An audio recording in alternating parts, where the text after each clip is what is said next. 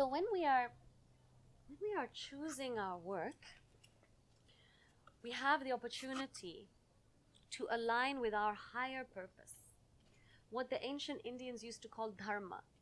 Dharma.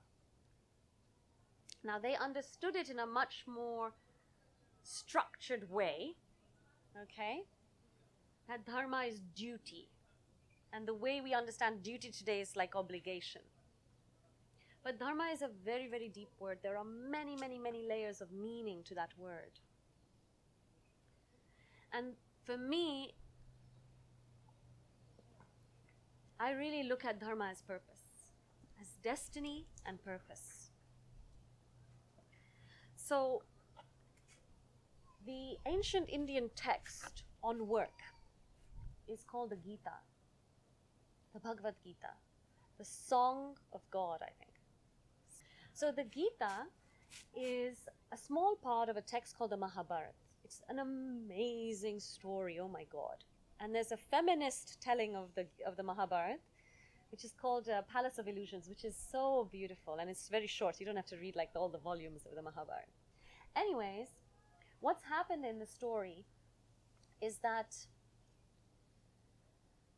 there's like basically a royal family, and there's a feud in the royal family, okay? And there are 5 brothers called the Pandavas, and they are the righteous ones, okay? And then there's the Kauravas, who are kind of slightly baddies. They're a bit selfish, greedy, whatever. And the Kauravas kick the Pandavas out and banish them because they don't want them to take power, right?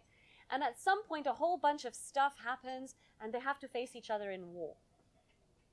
So the Gita is the story of Arjun, who's like the head of the Pandavas, the head of the 5 brothers, who's known as the ultimate, the ideal warrior. He's so strong, he's so righteous, he's so powerful, his aim is accurate, he does all this stuff, He's the ideal of a warrior. And Arjun he goes down in the morning with Krishna in his chariot, and he's looking at the battle, and he's just in despair. Because facing him, his grandfather, his cousin, his beloved stepmother, all the people he loves. And yet he's supposed to destroy them. So he asks Krishna, he says, Krishna, how can I do this? This is totally wrong. Totally wrong. And Krishna gives a very interesting answer. He said, Arjun, this is your dharma.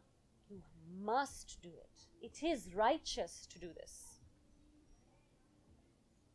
And this Gita, by the way, you can read it for years and years and years, and it's so difficult to get. Every line has multiple layers of meaning. So I want to read you a small passage, just one verse from what Krishna says to Arjun. He says, one's own dharma, performed imperfectly, is better than another's dharma. To perform another's dharma leads to danger.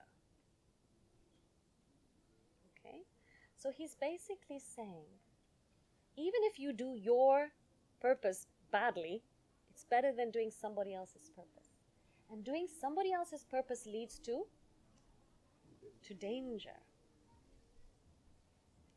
And this is a very mysterious point. Why is it dangerous to fulfill somebody else's purpose?